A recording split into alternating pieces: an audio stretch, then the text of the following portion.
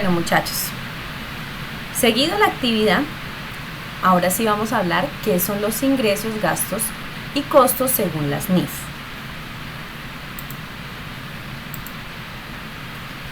Definiciones, ingresos, costos y gastos según NIF. La NIF, en el marco conceptual para la preparación y presentación de estados financieros, que tiene la finalidad de definir los elementos básicos que conforman los estados financieros. Nos proporcionan las definiciones de ingresos, gastos y costos, no así la de los costos. Ya les digo. Te preguntarás entonces qué pasa con los costos. ¿Aquí a qué nos referimos? A que ya en las NIF no se llaman costos, ya no hay costos, ¿sí? Obviamente sigue estando la diferencia entre un gasto y costo, pero ya no es nombrada como costos. Recordemos que en las NIF todo debe ser homogéneo, todo debe ser igual, ¿sí? Entonces ya unifican como tal los gastos y los costos. Ojo, mucha atención. Hay que tener claro que en el marco conceptual de las NIF no contempla el costo como parte de los componentes o elementos de los estados financieros, no lo contempla.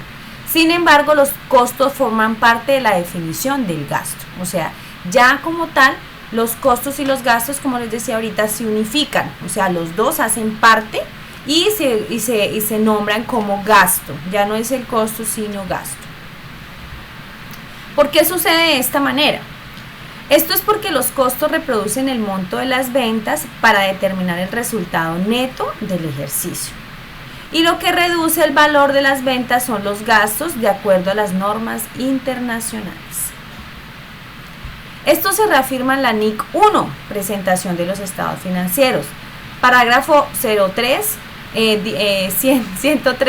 donde se muestra el ejemplo de la presentación del estado de resultados por el método de función de gastos, en donde los costos son mostrados como costos de venta. Visto y aclarado este punto, pasemos a las definiciones de ingresos y gastos. Los ingresos, ya ustedes hablaron de qué eran los ingresos, ¿cierto? Vamos aquí a reforzar. Ingresos son los instrumentos en los beneficios económicos producidos a lo largo del periodo contable, en forma de entradas o incrementos de valor de los activos, o bien como decrementos de los pasivos, que dan como resultados aumentos del patrimonio y no están relacionados con las aportaciones de los propietarios a este patrimonio. La definición anterior, ¿qué nos da? Nos da una pauta para saber qué requisitos debe cumplir un hecho económico como ingresos, ¿sí? O sea, deben ser producidos a lo largo del periodo contable, en forma de entrada o incrementos de valor de los activos o un decremento en los pasivos, y finalmente, y en el requisito 2 y 3, deben dar como resultados aumentos en el patrimonio, ¿sí? O sea, debe dar utilidad, ¿sí? Recordemos que cuando hablamos de aumento es cuando damos utilidad, cuando hablamos de decremento es cuando da pérdida en el tema de los resultados de ingresos. Producido a lo largo del periodo contable, cuando se habla de que deben ser producidos a lo largo del periodo contable, se refiere a que deben reconocer en el periodo que se devenga. O sea, de qué actividad se está devengando, que sí se está generando un ingreso por esa actividad. Acuérdate, porque es que también podemos tener enriquecimientos por otro tipo de actividades que no son de los ingresos operacionales o inclusive ilegales. Entonces, por eso es importante que se demuestre de qué son los ingresos y qué son a lo largo del periodo. Ingresos por incremento en los activos. Un incremento en los activos puede venir dado por las ventas realizadas de contado. En esta situación recibimos dinero en efectivo que incrementa activos de la empresa. Ingresos por decremento en los pasivos. ¿Qué es decremento? O sea, bajan. Acá nos podemos poner en la situación, por ejemplo, de un pasivo que ya no es exigido a la entidad y por lo tanto debe liquidarse contra otros ingresos. ¿Qué son los gastos? Ya ustedes lo dijeron, vamos a reforzarlo. Gastos son los decrementos en los beneficios económicos. ¿sí? O sea, eso que se gasta, eso que sale, eso que baja nuestros ingresos, producido a lo largo del periodo contable en forma de salidas o disminuciones del valor de los activos. ¿Por qué como tal nos referimos mucho a los activos? Porque el disponible, que es banco y caja, hace parte de los activos, entonces disminuye. O bien por la generación o aumento de los pasivos, que dan como resultados decrementos en el patrimonio. O sea, cuando nosotros adquirimos una deuda, cuando nosotros tenemos un pasivo con una entidad financiera, con un proveedor, pues obviamente nuestro patrimonio baja, ¿cierto? Porque tenemos nuestro patrimonio bruto, que es antes de los gastos, antes de los pasivos, ¿sí? Que es donde tenemos nosotros todos los activos, las utilidades, en fin. Y después llegan los pasivos y nos bajan el patrimonio, o sea, hace una decreción. Y no están relacionados con las distribuciones realizadas a los propietarios de este patrimonio.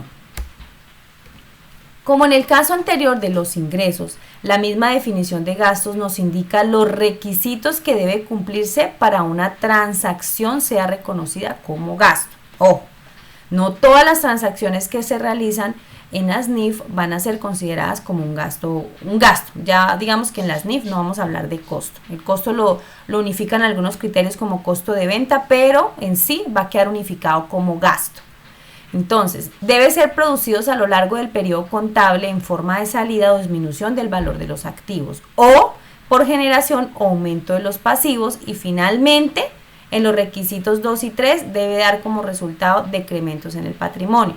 Cuando nosotros hablamos por generación o aumento de los pasivos, es cuando yo adquiero un pasivo, para comprar algún material, ¿sí? En este caso entran los gastos, porque yo adquiero un pasivo, porque voy a comprar algún tipo de materia prima y pues me la dan a crédito. Entonces yo adquiero un pasivo, pero estoy aumentando de cierto modo mis activos porque compro ese material y aumenta mi inventario, ¿cierto? En el tema de materia prima.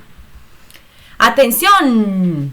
Recuerda que los gastos incluyen a los costos como se dejó aclarado anteriormente, ¿sí? O sea, se unifican gastos y costos. Entonces ya va a haber solamente un criterio, ya no se van a discriminar como se veían los balances, como se ven los balances en los estados de resultado, que se pone los ingresos operacionales, los ingresos no operacionales, los costos operacionales y los gastos, ¿no? Aquí en este caso se unifica.